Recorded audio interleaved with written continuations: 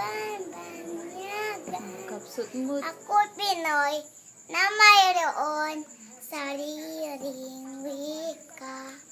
Wikang pambansa. Ang gamit ko'y salita. Bayan ko sinilangan. Ang hangad ko'y laging ang kalayaan.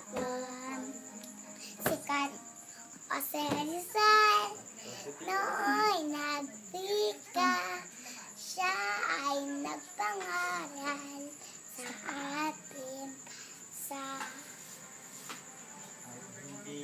magmahal sa sariling wika. Inyangay daan. Ang higit pa ang amoy sa mabahong isda. Wika ang panbansa. Ang gamit ko'y salita. Bayan ko sinilangan. Ang hangat ko'y lagi ang kalayaan.